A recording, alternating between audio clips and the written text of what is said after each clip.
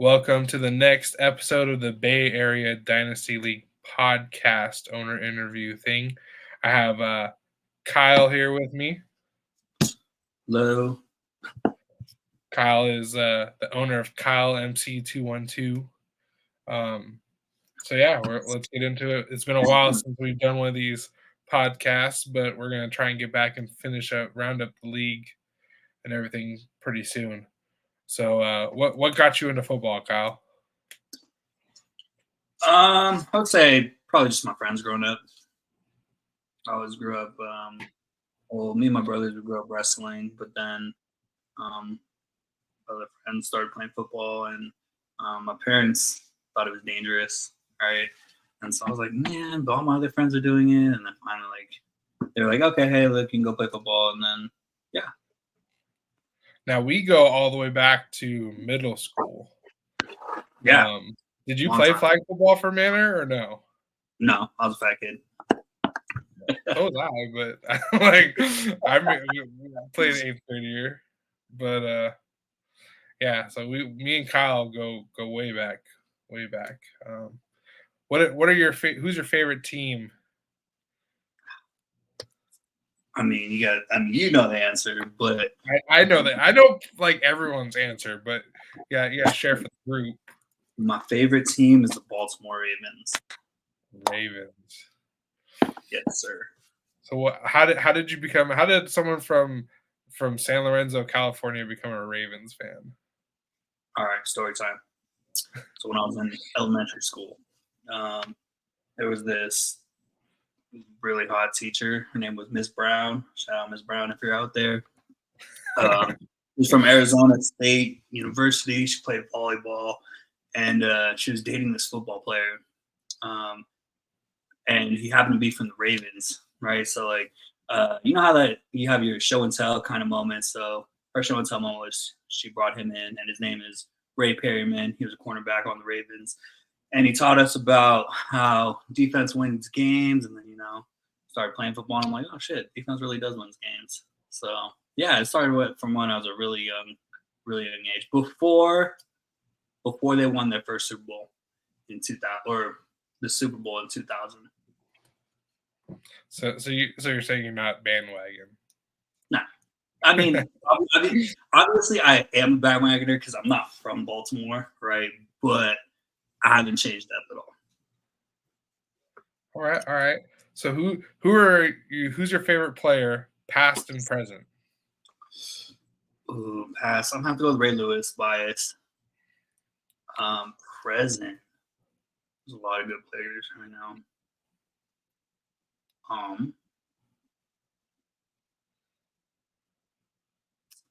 It's really good. I'm probably gonna have to go McCaffrey. Overall, he can do it all. I'm not a Niners fan by any means, but I'll give him props.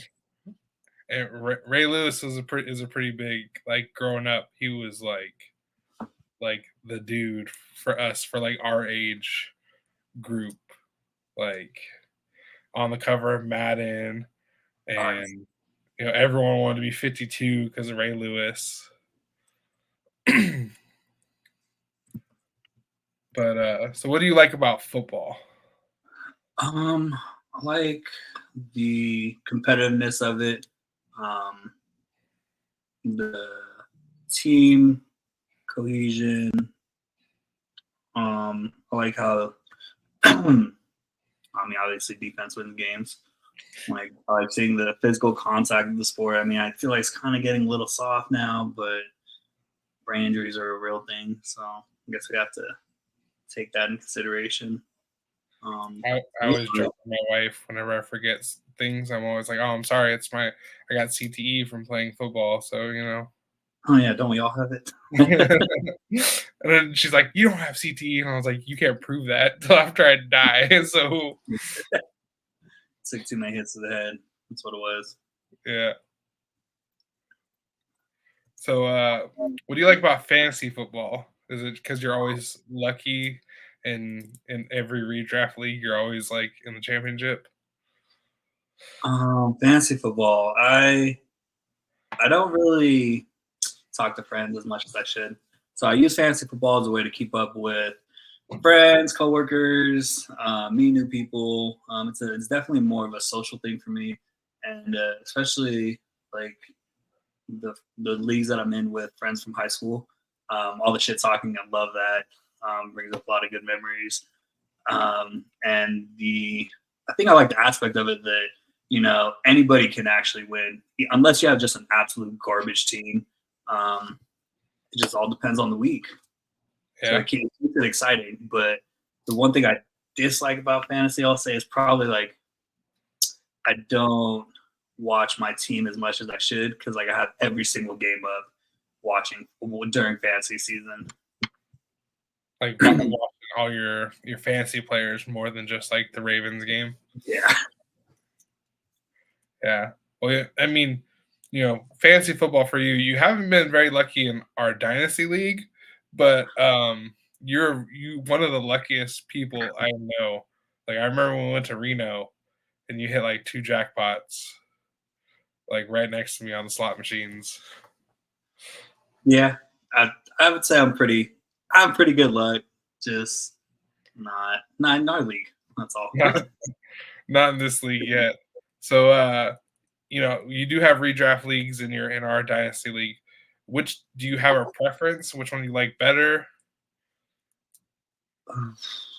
I'm still fairly new to the dynasty.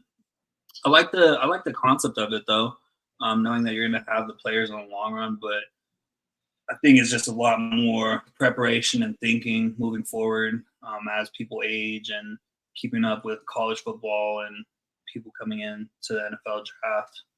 It's a lot more. There's a lot more going on with redraft.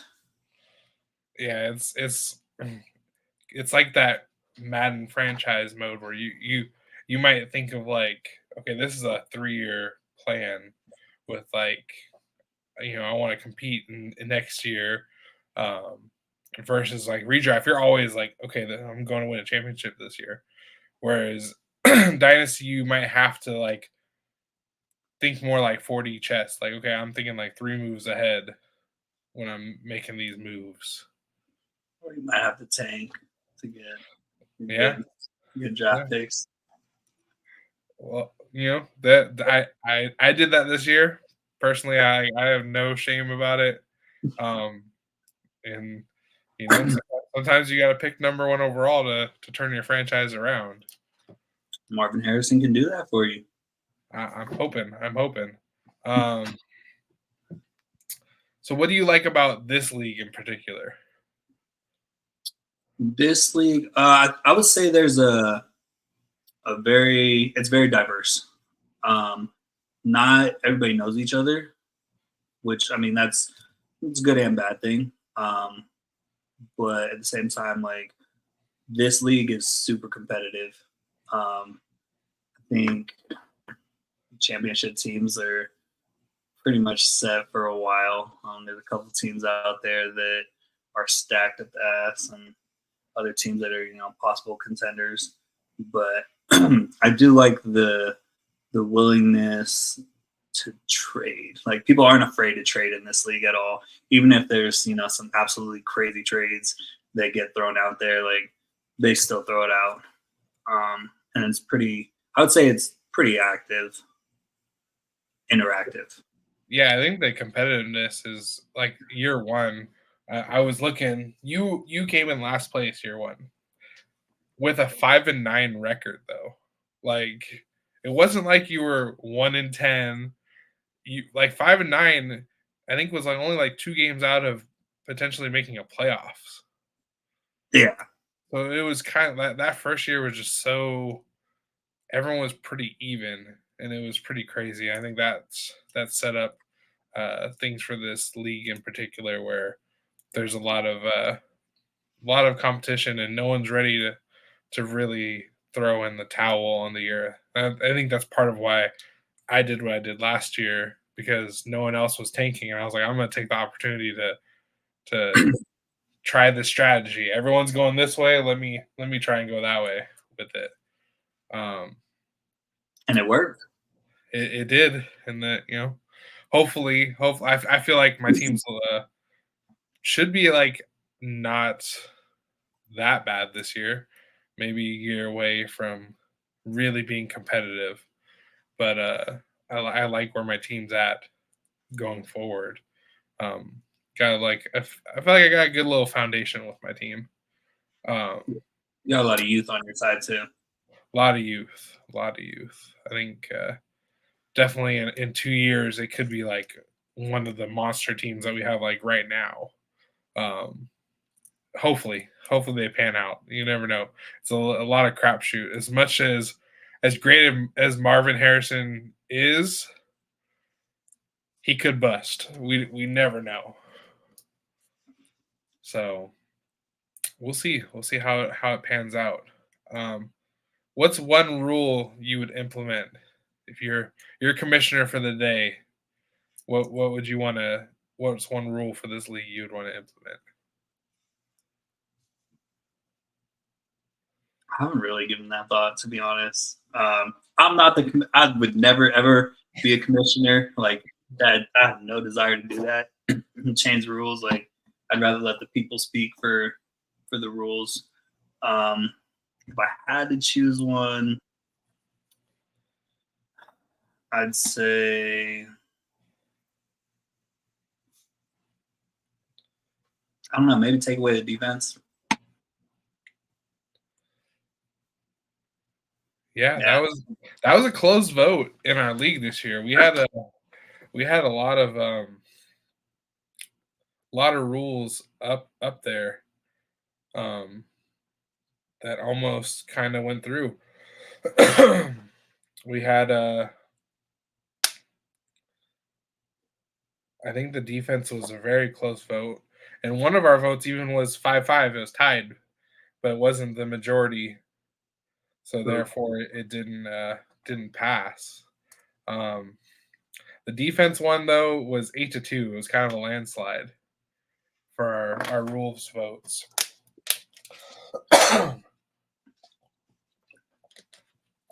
But yeah, the Superflex was the one that was really close. I think I like the idea of the super flex, just having the option out there, but I feel like it'll take a year or two for prep time to get ready for that.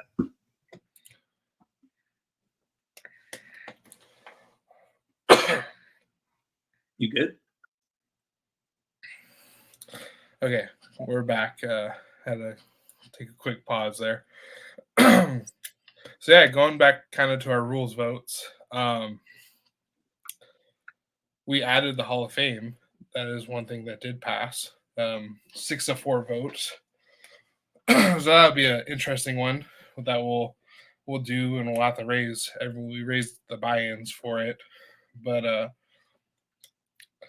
we have the paperwork all ready so everyone can read it. I think I sent that in the group chat. But yeah, the Superflex one, that one was close, 5-5.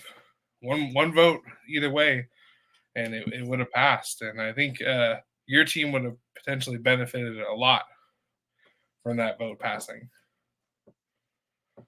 My QBs decided to show up. Well, struggling now, QB. let's kind of we'll get to that. Last year you finished 3-11, which was ninth place, and you ended up with a 102, which helped you land Caleb Williams. And then in 2022 you were last place at, like I said, with a 5-9 record, which is probably the best record I've seen for a last place team. And it helped you get a Bijan Robinson. So going over your team, you have a pretty good quarterback room with the addition of Caleb Williams that you drafted at 102. But you also have Trevor Lawrence, who's still really young. He just got a big extension with the Jaguars. And you have Bryce Young, who had a down year, but I think he still has a lot of upside. Your running back room's pretty strong, one of the strongest in the league, because I think the running back rooms in the league are very top heavy. There are some teams that don't have good running back rooms. Hi, I'm some teams. being led by B. Robinson, two of them. You have two B. Robinsons, Brian and Bijan. Rashad White, Alvin Kamara, David Montgomery, rookie Trey Benson, and then Antonio Gibson. And then also at wide receiver, you're led by your aging veteran Cooper Kupp, Drake London, Troy Franklin, Jonathan Mingo, A.T. Perry, Malachi Corley, Brandon Cooks, Rashad Bateman, Wandale Robinson, and Demario Douglas. And then tight end, we got Dalton Kincaid, Zach Ertz, and Jelani Woods kind of round out that group. Pretty, for another young team, I definitely see your team not being in last place this year. Yeah, I think I'm on the upward climb now. As long as I make the right choices each week. That sometimes that's like the worst part when you have too many players that you're like, do I play this player or this player? And you're always like, you're damned if you do, damned if you don't. You play the matchups, you play your gut, and then you're kicking yourself. It's like, well, shit, who would have saw this player going off for 2 touchdowns? But you're like I said, you have a lot of youth. So who's your favorite player on your team?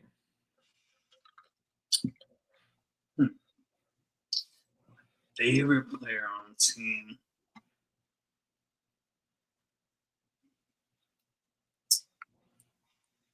I would have to go with, for now, Cooper Kupp. Cooper Kupp. But I mean, last year was a big year for Puka instead of Cooper Kupp. Yeah, Cooper Kupp. He helped me win one of my redraft leagues when he went for his Triple Crown season, and he's good. He's how old is he? What's his? 30, 31. He's 31, going into his 7th year in the league. Are you worried about the age with him, or is that something? Because different people have different opinions on age. What's your thoughts on it? Without having to spill too much of your own opinions. I don't want to give anyone advantages here. I think he's fine where he's at right now. I mean, he is coming off of an injury last year, right? Yeah, at the beginning of the season he was on an injury. I think he'll be all right long term. Maybe a couple more years, but we'll see. Hopefully, he doesn't pull an injury or anything. I don't want to jinx myself. Well, in that offense, he gets a lot of touches, a lot of targets. So even with age, like he could age gracefully, getting all those looks. So we kind of like touched on a little bit. So you feel your team's like up and coming? Do you feel like you're a real contender yet, or are you still like a year away? How do you view your team? I think my team could definitely be a contender this year. My wide receivers, I could add if I could add one solid wide receiver, I think I'd be more confident in it. But I think it's going to play out nicely this year for me. Nice. So who's your cornerstone player that you want to build around for the future? Like who's your foundational piece? I'm hoping it's Caleb Williams. Caleb Williams or Bijan Robinson, one of the two. I don't see myself getting rid of them anytime soon. Bijan's been pretty solid being first year in the league. So yeah, hopefully he keeps running it. I have stock of Bijan in another league, and I was so happy when they fired their head coach, and seems like they're gonna feed him the ball and get him a lot more touches than he got last year. So that could be a huge upturn for your team. And then if Caleb Williams is that guy, like going forward, you could have the rest of our next 10, 15 years of the next big quarterback. Oh. I And mean, especially, they set him up pretty good with his wide receiver core, so you can't possibly mess that one up. I mean, you yeah, could. they definitely loaded up at wide receiver with bringing in Keenan Allen. DJ Moore was already there, and then drafting Roma Dunze.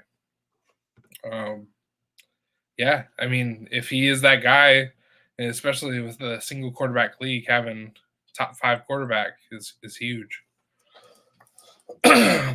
If you had the ability to steal one player from any team in the league, who would that player be?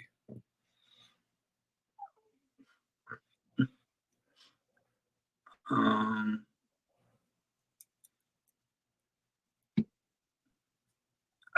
Go Patrick Mahomes. Really? Yes. Even with Caleb Williams on your Yes. team? Yes. I would. Oh, I feel like we're gonna end up going to a super flex anyway in the next coming years. I mean, being that was a tied vote, but I haven't had a good or a solid quarterback since the draft, since this league even began. So I want some consistency at quarterback. Yeah, having that set it and forget it quarterback that you don't have to worry about, and that does make sense. I can see the logic there. I can see where your thought process is with the eventually us going super flex with how close the vote is. All it takes is one person to sway to the other side, and then it's 2 years from now we're super flex, or 3 years, or however long the process would be. Um, yeah, I could definitely see that. So let's kind of go over a recap of our rookie draft since it's already happened. You took Caleb Williams at 102, and what was your thought process behind taking him at 102? I mean, I knew, like I said, consistency at quarterback. Being that Trevor Lawrence and Bryce Young are my current quarterbacks, I didn't want to pass up on an opportunity for hopefully a future great quarterback. And the only other person I would have taken in that would have been Marvin Harrison Jr., but that got taken number 1 overall. Yeah, I know me and you talked for a while going into the draft what we were thinking about doing, and if you were going to take the pick, if you're going to trade it. We were kind of going back and forth all. And you were like, you try to talk me into not taking Marvin Harrison Jr. at 1 overall, but that was not. There was no talking me out of that. At 202, I think you got a pretty good pickup with Trey Benson, running back, going to the Cardinals, and I was kind of hoping he would fall to me at like 205, because I didn't take him at 201, and I thought he might fall to me back around at 205, and then as soon as I didn't take him, I was like, shit, Kyle's probably gonna take him.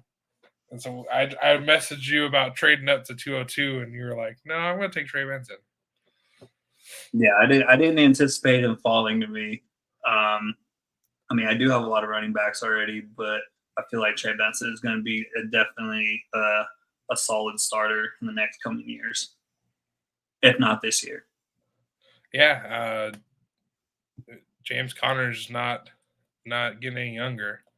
So I think even if not this year, next year it's Trey Benson's backfield. So like it was a solid pick. I had problems. I was hoping he would fall to me. I was hoping because I wanted to. I ended up taking who did I take right before him? I think it was Keon Coleman. Yeah, Keon Coleman. I mean, that was a good pick too, though. And I like the value there. I was like, he's a first round wide receiver. I just couldn't pass up on him there, and then I was hoping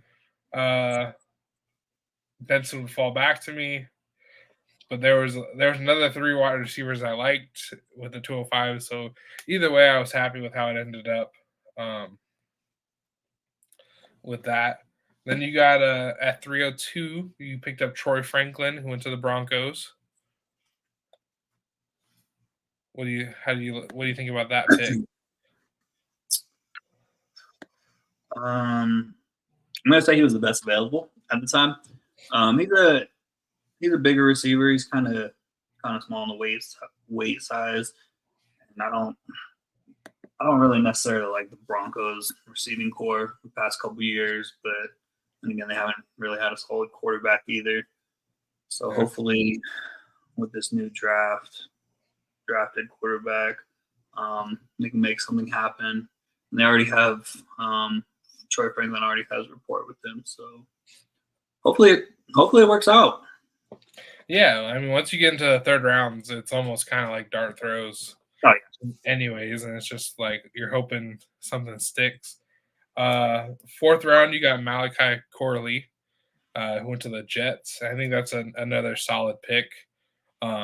Maybe he'll fit into that like Debo Samuel type role. He has a similar build to Debo, and it's where at that point, like you said, it's all just dart throws. So yeah, you gotta hopefully get lucky and get the one that hits the bullseye. So I mean, there was a lot of wide receivers in this draft, though.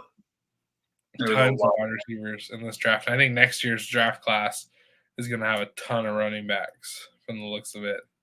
A lot of good running backs, I think, next year potentially coming out. The new College Football 25 is coming out. That's going to be my new scout way to scout is check out all the players on the video game and see who I like. I think like they dropped their top 100 players, and I think there's like 7 running backs in the top 100. Oh wow! Ratings wise, but you can't always just go off the ratings of these people. You got to kind of watch and see how they play because they have like they have Shadur Sanders like the top rated quarterback, and I don't think he's the top quarterback. I don't think so either, but it's just hype. A lot of hype. I think Colorado got a lot of hype. So yeah, that's kind of covers all of our interview questions. Before we end it off, there's going to be 2 questions. One's the league superlative. So as you know, on Sleeper, like people can make nicknames for their players and everything like that. Some people in our league do, or if you've seen in another league, what's been your favorite like player nickname you've seen someone nickname a player, or just what's your favorite player nickname in general? I honestly haven't seen any that really stuck out. Sometimes I don't really see the nicknames because I mean it is in parentheses, but lots of times I don't pay attention to them. I'm not gonna lie. So do you have like a favorite nickname not on Sleeper, just for players in general? No, not really. You're super basic. Just players by their name. Okay. All right. Yeah, back in the old school, they had like beast mode with Marshawn Lynch. Like that was a big one. What are some other like good ones? I can't think of any other ones off the top of my head. I think like Brian Dawkins was like Weapon X, or like Ed Reed had a Ball hawk, yeah.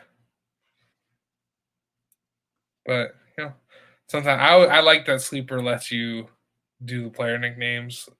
I've used those for different I've on my team, like I have Brock Purdy, I think I have him nicknamed. What is it? It is his nickname is Big Chicken Emoji Brock. Big Cock Brock. And then Kyler Murray, I have as a Call of Duty Kyler. What is the reasoning behind that one? So when Kyler Murray was doing all of his contract negotiations and stuff, like I guess he's like a big time Call of Duty fan, and someone went out and like when the new Call of Duty's released, his performance like dropped significantly the week of like the new Call of Duty releases. So everyone said he's playing Call of Duty too much, not focusing on watching film or practice. And then the Cardinals had like they had to do like 2 hours of film study a week. It was like in his contract that they wrote it in, and then they took it out eventually. But that was the whole kind of thing behind his what I nicknamed that, because he'd be playing a lot of Call of Duty. That makes sense. So I just thought that was funny, and I've used them too, like when I want for certain players, like when I put them on the trade block, like okay, I want a second round pick for this player. I just put like second round pick.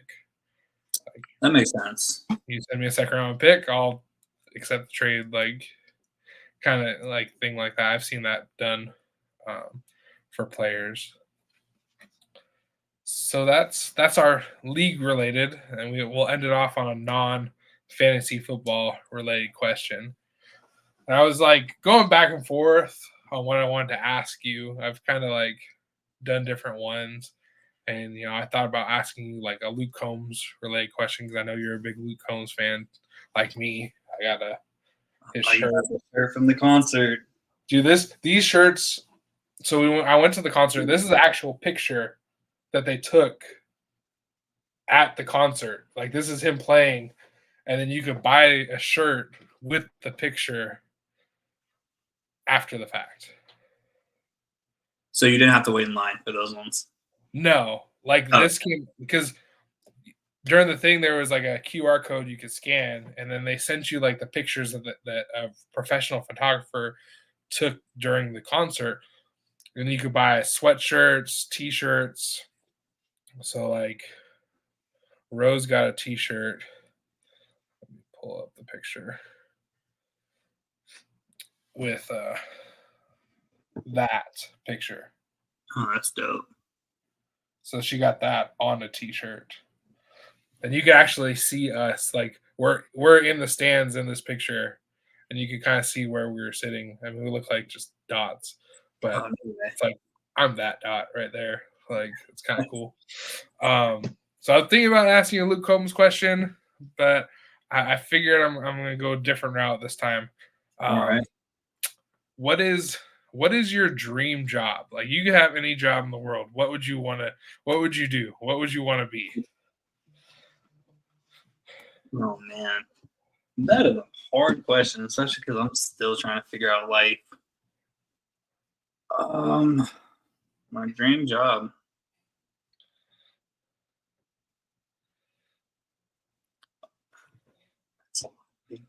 So right now I'm going to school for cybersecurity, and hoping to be a cybersecurity analyst.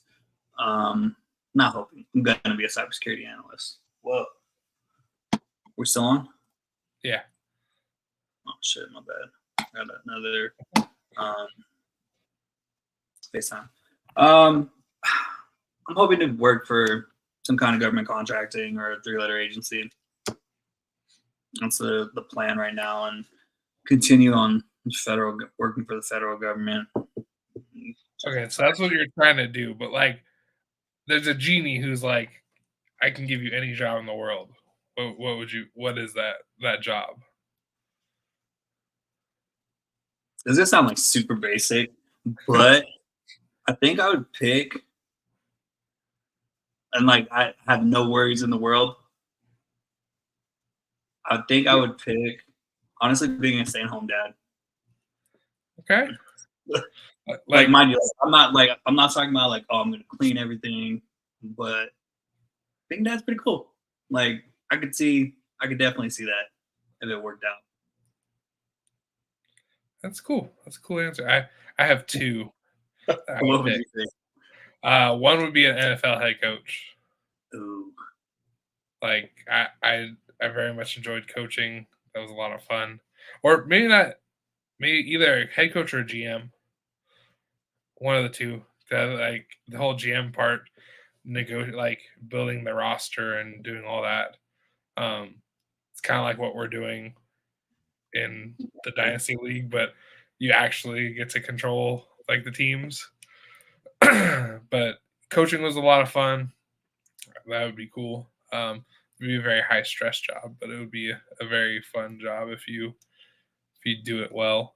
The other one, uh, this is probably a little like nerdy, but I'm a big Disney parks fan. Like I like going to the parks. Like that's a to me that's a fun vacation. Like I like the beach. Don't get me wrong, but like I like roller coasters and rides and shit. So the other dream job would be to be the CEO of Disney. Cause I'd turn that shit around. I'd make it way better. what's wrong with it right now?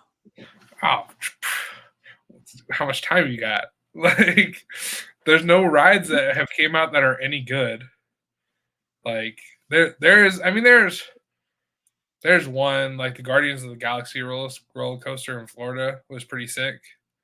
Like I would bring that to the West Coast.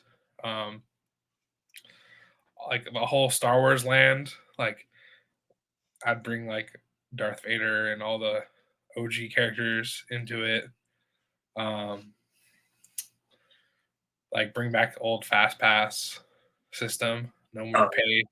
No more having to pay. Like I'd be for the people. Like you know, make sure like everything works. Like when you go ride a ride. I don't know. Like I think the last time when's the last time you've been to like Disneyland? Was it right after the wedding? yeah, during your wedding. Like, did you go on any rides and some of the shit didn't work, like the Oh, effects? bro, it was a terrible day. Well, it was a terrible day to go to Disneyland because baby was still super small and it rained all day. So um, a lot of lines were shorter, but some things were closed as well. So I was like, man, like, we're paying all this money just to go here and hopefully get on a ride that works while it's raining. Like I'd make sure like maintenance, bring that all up. Um, yeah, I've thought about it. Like I was like, what would I do? Like new rides, bring in some new rides, upgrade rides. Like I Design all don't, the Mickeys. yeah, shit. Like just more like not. I would probably get fired because I wouldn't be worried about the money. Like no, like let's turn this around, make it better for like the people that go, kind of thing. Like I feel like they are worried too much about like pinching pennies and shit. I mean, I feel like their pockets are pretty endless, though. I feel like they Yeah, can take some steps to make the whole experience better with how much everybody pays to go on a Disneyland or a Disney World trip. like oh, like add a new country to the World Showcase. That that's a lot of fun. Like Greece, I think Greece would be pretty cool. That'd be a fun one. Disneyland or Disney World? In Disney World, because that's where they have the whole Okay. Epcot, where you can drink around the world. And Oh yeah, because there's a lot more parks in Disney World, right? there's four of them, and like two water parks. So, That's definitely like a whole week trip right there. yeah, that's where me and Rose went for our honeymoon. That's right. But it was fun. It was cool. So those would be my two dream jobs. Probably like if I could have any job, I feel like I would do good. One of Yeah. maybe do all right. I don't know. I mean, I feel like they'd both be fun either way.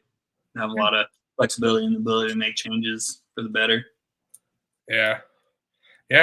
Just I think the whole like being like a GM would be cool, like scouting the players and getting that reward of like, oh shit, like I found that player, like that'd be pretty cool. Yeah, I So, all right. I can see that. Yeah, coaching too, just like the whole game day, like coaching's the closest to recreating that feeling of like when you were a player. The competition of like, okay, here we go, like designing an offense, calling an offense. If it feels good when you could put your players in the right position to do well. Mhm. All right. I think that kind of wraps up this podcast. Thank you, Kyle, for coming on, and looking forward to getting the rest of the league in here. Oh yeah, thanks for having me. All right.